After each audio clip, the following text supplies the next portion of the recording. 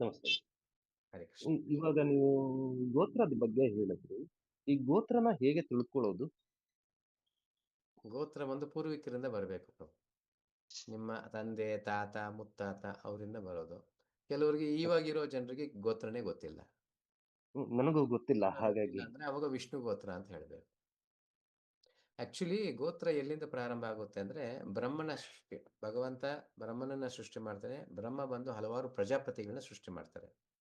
ಪ್ರಜಾಪತಿಗಳಿಂದನೇ ಈ ಒಂದು ಸೃಷ್ಟಿಯ ಪ್ರಾರಂಭ. ಅದಕ್ಕೆ ಕಶ್ಯಪ ಗೋತ್ರ, ವಶಿಷ್ಠ ಮಹರ್ಷಿ ಗೋತ್ರ, ಇಲ್ಲ ಗೌತಮ ಗೋತ್ರ, ಭರದ್ವಾಜ ಗೋತ್ರ ಅಂತ ಹೇಳ್ತೇವೆ. ಸೊ ಆ ಹ್ಮ್. ಪ್ರಜಾಪತಿಗಳಿಂದನೇ ಈ ಒಂದು ಏನ್ ಹೇಳೋದು, ಈ ಒಂದು ಜೀವರಾಶಿಗಳೆಲ್ಲ ಬಂದಿತ್ತು. ಆದ ಕಾರಣ ಅಲ್ಲಿಂದನೇ ನಮ್ಮ ಪ್ರಾರಂಭ ಆಗಿರೋದು, ಅದನ್ನ ಗೋತ್ರವಾಗಿ ಹೇಳ್ತೇವೆ. ಸೊ ಯಾರೋ ಬ್ರಹ್ಮನ ಗೋತ್ರ ಅಂತ ಹೇಳೋದಿಲ್ಲ. ಯಾಕಂದ್ರೆ ತಂದೆ ತಾಯಿಯಿಂದ ಹುಟ್ಟಿರುವಂತವ್ರು. ಅಲ್ಲಿಂದನೇ ಹೌದು. ನಮ್ಮ ಒಂದು ಪರಂಪರೆ ಸ್ಟಾರ್ಟ್. ಅದು ಗೋತ್ರವಾಗಿ ಮೊದಲನೇ ವ್ಯಕ್ತಿ ಯಾರೋ ಅವರನ್ನು ಗೋತ್ರವಾಗಿ ಇಟ್ಕೊಳ್ತೇವೆ. ಸೊ ಇವಾಗ ನನಗೆ ಗೊತ್ತಿಲ್ಲ, ಅದು ತಪ್ಪೋಗಿದೆ. ಸೊ ಎಲ್ಲದರ ಮೂಲ ಭಗವಂತ. ಆದ ಕಾರಣ ಹೌದು. ನಾನು ವಿಷ್ಣುವಿನ ಆರಾಧಕನಾಗಿದ್ದರೆ ವಿಷ್ಣು ಗೋತ್ರ ಅಂತೀನಿ. ಶಿವನ ಆರಾಧಕನಾಗಿದ್ದರೆ ಶಿವಗೋತ್ರ ಅಂತ ಹೇಳ್ತೀನಿ. ಹ್ಮ್. ಓಕೆ. ಸರಿ, ಹರೇ ಕೃಷ್ಣ. ಸರಿ.